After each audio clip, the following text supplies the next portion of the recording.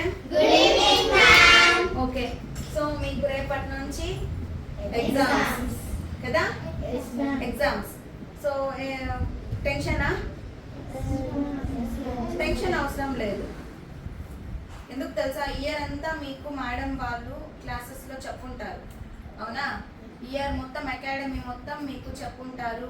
ఆ తర్వాత యూనిట్ టెస్టులు రాసుంటారు, స్లిప్ టెస్టులు రాసుంటారు. వాటినే మీరు రివిజన్ చేసి ఫైనల్ ఎగ్జామ్స్ రాయడమే, అంతే, ఇంకేమీ లేదు. అర్థమవుతుందా? సో దీంట్లో మీరు టెన్షన్ పడాల్సిన అవసరం లేదు, చూసి రాయాల్సిన అవసరం లేదు, చెప్పించుకొని రాయాల్సిన అవసరం లేదు, కాపీ కొట్టాల్సిన అవసరము లేదు. జస్ట్ మీరు ఇయర్ అంతా చదివింది రివిజన్ చేస్తున్నారు అంతే, ఓకేనా? సో మనం చూద్దాం ఆ డిస్క్రిప్టివ్ ఎలా రాయాలో చూద్దామా? So how to right exams. Exams ఎలా రాయాలి? ఫస్ట్ మీరు వెళ్ళగానే కూర్చొని ఏం చేయాలి? ఫస్ట్ మీరు మీ నేమ్, రోల్ నెంబరు, పేపర్ ఇవ్వగానే రాయాలి ఫస్ట్. తర్వాత ఏం చేయాలి? Read question paper 5 minutes. 5 minutes question పేపర్ని చదవాలి ఫస్ట్ మీరు ఏం చేయాలి? క్వశ్చన్ పేపర్ ఇచ్చింది ఏదో రాసేస్తున్నట్టు 5 minutes చదవాలి. ఇది మీరు 10th క్లాస్ పబ్లిక్ అనుకోనే మీరు మైండ్లో పెట్టుకొని రాయాలి. అర్థమవుతుందా? ఏముందలే మనం 3rd క్లాసే కదా, ఏముందలే మనం 6th క్లాసే కదా అనుకొని రాయొద్దు. ఇది 10th క్లాస్ అనుకొని మీరు దీంట్లో మనం మంచి ప్రెజెంటేషన్ ఇవ్వాలి అనుకొని మీరు ఎగ్జామ్ రాయాలి. అర్థమవుతుందా? సో ఫస్ట్ మీరు ఏమేమి పెన్స్ యూజ్ చేయాలి? Black pen, blue pen. Black pen for what? హెడ్డింగ్స్కి బ్లాక్ పెన్ యూజ్ చేయాలి. బ్లూ పెన్ దేనికి యూజ్ చేయాలి? ఆన్సర్స్ ఉంటాయి కదా, మొత్తం డిస్క్రిప్టివ్ ఉంటుంది కదా, దానికి మీరు రాయాలి. అర్థమవుతుందా? ఈ 2 పెన్స్ యూజ్ చేయాలి. అప్పుడు మీకు ప్రెజెంటేషన్ చూడడానికి కూడా హ్యాండ్ రైటింగ్ బాగుంటుంది. అర్థమవుతుందా? నెక్స్ట్ ఏం చేయాలా? ఈజీ క్వశ్చన్స్ రాయాలా. వచ్చిన ఉంటాయి కదా, బాగా వచ్చిన క్వశ్చన్స్ అవి మీరు అటెంప్ట్ చేయాలా. అర్థమవుతుందా? రానివి ఫస్ట్ రాయకూడదు, ఫస్ట్ వచ్చిన క్వశ్చన్స్ రాయాలా. తర్వాత డోంట్ రైట్ స్పెల్లింగ్ మిస్టేక్స్ కానీ మళ్ళీ కొట్టి రాసేస్తూ ఉంటారు, స్ట్రైక్అవుట్స్ చేస్తూ ఉంటారు. స్పెల్లింగ్ మిస్టేక్స్ రాయొద్దు, బాగా రివిజన్ చేయండి. ఏం ఇయర్ అంతా చదివిందే కదా, జస్ట్ రివిజన్ చేస్తున్నారు మీరు, ఓకేనా? ఎక్కడ తెలుగులో అయితే ఒత్తులు, హిందీలో కూడా ఒత్తులు, ఇంగ్లీష్లో స్పెల్లింగ్ మిస్టేక్స్, అవన్నీ ఒకసారి ఒక రఫ్ నోట్ బుక్ పెట్టుకొని ఎగ్జామ్స్ టైంలో ఏం చేస్తారంటే ఒక రఫ్ నోట్ బుక్ మెయింటైన్ చేయాలి మీరు, ఓకేనా? ఒక క్వశ్చన్ నేర్చుకున్నారా, రాయండి. సెకండ్ క్వశ్చన్ నేర్చుకున్నారా, రాయండి. మిస్టేక్ ఏముంటుంది? రౌండ్ ఆఫ్ చేసుకొని దాన్ని ప్రాక్టీస్ చేయండి. అప్పుడు ఎగ్జామ్లో మీకు ఆ మిస్టేక్ అవ్వదుగా, రిపీట్ అవ్వదుగా. అర్థమవుతుందా నాన్న? స్ట్రైక్అవుట్స్ కానీ అది దాని ఏమంటారు, కొట్టి రాస్తూ ఉంటారు, బాగా గజిబిజిగా రాస్తూ ఉంటారు, రాయొద్దు. అక్కడే మీకు మార్క్స్ అనేది లెస్ అయిపోతాయి. స్పెల్లింగ్ మిస్టేక్స్ మీరు బాగా చెప్తారు క్వశ్చన్స్, నాకు ట్యూషన్లో చెప్పేస్తారు. నాకు ఎగ్జామ్కి వచ్చేసరికి ఏమవుతుంది? స్పెల్లింగ్ మిస్టేక్స్ రాస్తారు. ఏంటన్నా చంద్ర, వాంగిత, దాని మీద ఒకసారి కాన్సన్ట్రేట్ చేయండి, ఓకేనా? నెక్స్ట్ పాయింట్ ఏంటి? మార్జిన్స్ అనేది ఫస్ట్ మనము డ్రా చేయాలి. ఒకవేళ మీకు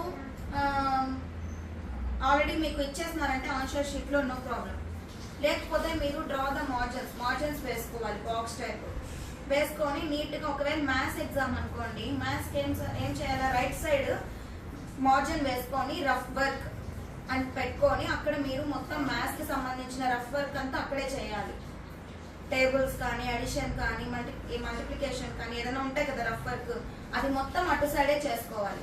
ఆ తర్వాత మళ్ళీ సొల్యూషన్ వస్తుంది కదా లాస్ట్లో, ఆ సొల్యూషన్కి ఏం చేయాలి మీరు? ఇప్పుడు ఫర్ ఎగ్జాంపుల్ ఫార్ములా అనుకోండి, a+b² ఉంది. మీకు ఫార్ములా ఉందా?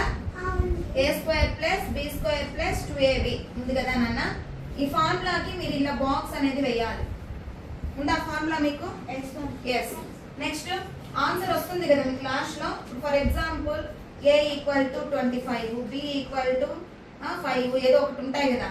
సో ఆన్సర్స్ ఇలా బాక్స్లో మీరు వచ్చిన ఆన్సర్ని వేయాలి. అర్థమవుతుందా? ఎప్పుడు కూడా మీరు సొల్యూషన్ని ఇలా therefore అని పెట్టి ఇలా బాక్స్ రూపంలో వేశారంటే మీరు మేడం చూడగానే ఫస్ట్ ఆన్సర్ చూడగానే కరెక్ట్ వస్తుంది. మధ్యలో ప్రాసెస్ ఉంటుంది కదా, ఓకే వీడు జెన్యున్గా రాశారు, ఈ అమ్మాయి కానీ అబ్బాయి కానీ మంచిగా ప్రాక్టీస్ చేసి బాగా రాశారు exam. First impression is the best impression అంటారే, అదే.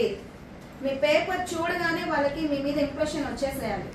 అంత నీట్గా మీరు ప్రజెంట్ చేయాలి. ఏదో పోయినామా ఎగ్జామ్ గెలికేసినామా వచ్చేసినామా వద్దు, నీట్ గా రాయాలి. అర్థమైందా నాన్న? రఫ్ వర్క్ పెట్టుకొని, రఫ్ వర్క్ తెలుసు కదా, ఇటు పక్క ఇలా లైన్ వేసుకొని రఫ్ వర్క్ అనేసి రాసుకొని ఇక్కడ మొత్తం రఫ్ వర్క్ చేయాలి. ఫార్ములాస్ మస్ట్ అండ్ షుడ్ గా మీరు బాగా ప్రిపేర్ అవ్వండి 6th క్లాస్ పిల్లలు. ఓకేనా? a power m into a power n equal a power m plus n, ఇవన్నీ మీకు ఐడియా ఉంటుంది. a power m by a power n, ఇవన్నిటికి కూడా మీరు బాక్సెస్ అనేది వేయాలి మ్యాథ్స్ లో. అర్థమవుతుందా? ఒక్క ఫార్ములా మిస్టేక్ అయ్యిందంటే ప్రాబ్లం మొత్తం రాంగ్ అయిపోతుంది. కాబట్టి ఫార్ములాస్ మంచిగా మీరు వర్కౌట్ చేయాలి. అర్థమైందా? Next okay go. తర్వాత నాన్న మీకు ఎగ్జామ్ లో మేడం వాళ్ళు 1 ఇయర్ అంతా పాపం కష్టపడి మొత్తం నేర్పించుంటారు కాన్సెప్ట్స్. అవునా? మీరేం చేస్తారు, రాలేదు కదా అనేసి వదిలేస్తారు. అట్లా వదలొద్దండి, ఏ క్వశ్చన్ ని కూడా వదలొద్దండి. ఒకసారి మేడం క్లాస్ లో ఏం చెప్పారు ఒకసారి రివైండ్ చేసుకోండి. మేడం నాకు సైన్స్ మేడం ఏం చెప్పారు క్లాస్ లో ఫోటోసింథసిస్ గురించి అని ఒకసారి ఒక 2 minutes 1 minute కళ్ళు మూసుకొని ఆలోచించారంటే ఆ క్వశ్చన్ కి సంబంధించింది మేడం ఓకే ఇలా చెప్పారు అని చెప్పి మీరు ఏం చేస్తారు, ఓన్ గా సెంటెన్స్ కి క్రియేట్ చేసి రాస్తారు. ఒకవేళ ఏదో గ్రామర్ మిస్టేక్ ఏదో అట్లా పోయినా కూడా మీకు దానికి 5 marks క్వశ్చన్ కి అట్లీస్ట్ 3 marks 3.5 marks పడతాయా లేదా? అసలే అటెంప్ట్ చేయకపోతే మార్క్స్ ఉండదు కదా, 0 కదా. కాబట్టి అందరూ కూడా మంచిగా ప్రాక్టీస్ చేసి నేనే ఫస్ట్ రావాలి అనేది కాన్సెప్ట్ తీసేసి మీకు ఈ ఇయర్ అంతా ఎంత బాగా చదివారు, ఏం అర్థమయ్యింది అనేది మీరు పేపర్ మీద పెన్ పెట్టి రాస్తున్న ఫైనల్ ఎగ్జామే లాస్ట్ ఫైనల్స్. ఇది అర్థమవుతుందా? ఏదో నేను పాస్ అయిపోవాలి, నేను ఎట్లయినా క్లాస్ ఫస్ట్ వచ్చేయాలి అని చెప్పేసి ఫ్రెండ్స్ దగ్గర చెప్పించుకొని రాయడము, ఆ తర్వాత వాళ్ళ దగ్గర కాపీ కొట్టడము, మీరు కాపీ చేయడము, బిట్ పేపర్స్ అంతా పెట్టుకొని అంతా చేయొద్దండి. మీకు ఏది వస్తుందో పర్ఫెక్ట్గా 10 marks కి 10 ఓకే 20 marks 20 50 ఏది వస్తే అది రాయండి. ఓకే? అట్లనేసి రాయకుండా వచ్చేయద్దు. మొత్తం లెసన్స్ వినే ఉంటారు మీరు. అది ఒకసారి బాగా రివిజన్ చేసుకొని అన్ని క్వశ్చన్స్ అటెంప్ట్ చేసి అర్థమవుతుందా నాన్న రావాలి. ఓకే? సో ఈ పాయింట్స్ అన్నిటినీ రేపు మీరు ఎగ్జామ్స్ లో పెట్టి కాన్సన్ట్రేట్ చేసి రాయండి. ఓకేనా? All the best for your exams.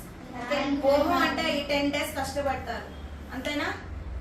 Early morning లేసి కొంచెం బాగా రివిజన్ చేయండి. అప్పుడు మంచిగా బాగుంటుంది, బ్రెయిన్ ఫ్రెష్గా ఉంటుంది. ఓకేనా? ఫ్రెష్ అప్ అయిపోయి కొంచెం మార్నింగ్ చదవండి, బాగా రివిజన్ చేయండి.